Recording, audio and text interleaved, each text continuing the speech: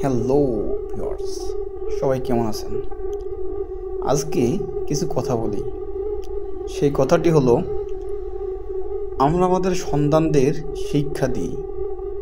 আসলে তাদের যে শিক্ষাটা দিই, সেই শিক্ষাটা তাদের স্বশিক্ষিত বানানোর জন্য নাকি সুশিক্ষিত বানানোর জন্য।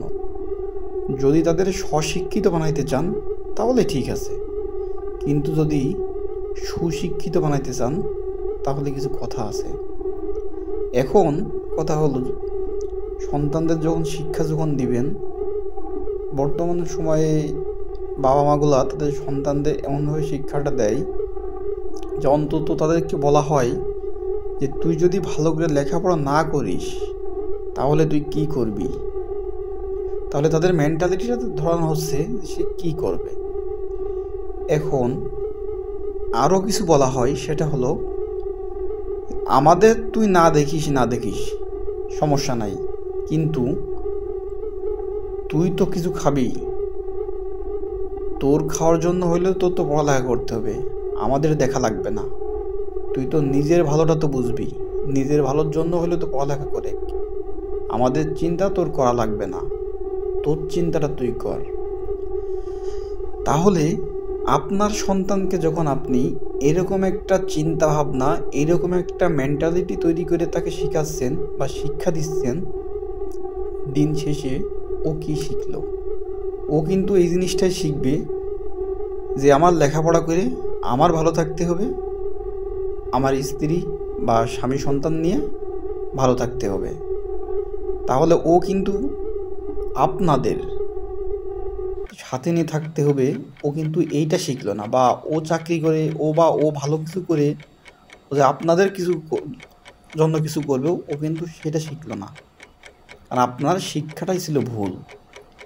যার কারণে দিন শেষে সন্তান যখন ভালো একটা পজিশনে যাবে, লাক্সারিয়াস লাইফে যাবে, ভালো একটা পজিশনে যাবে, তখন আপনাদের কিন্তু দিন শেষে পাবেন কি বৃদ্ধাশ্রম।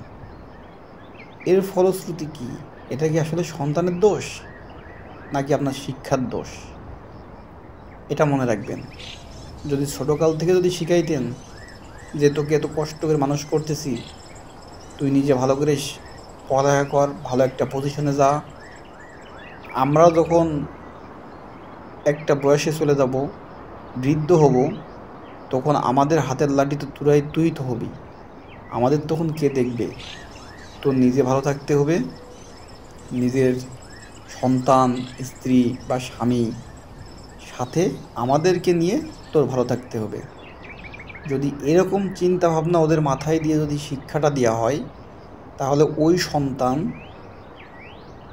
ওর লেখাপড়ার লাইফটা শেষ করে বা যখন একটা ভালো একটা পজিশনে যখন যাবে, যে কোনো মাধ্যম দিয়ে তাকে হেয় প্রতিপন্ন না করে মানসিক সাপোর্ট দিয়ে যখন একটা ভালো পজিশনে নেবেন, তাহলে কিন্তু সেই সন্তানটা একটা সুশিক্ষিত হবে।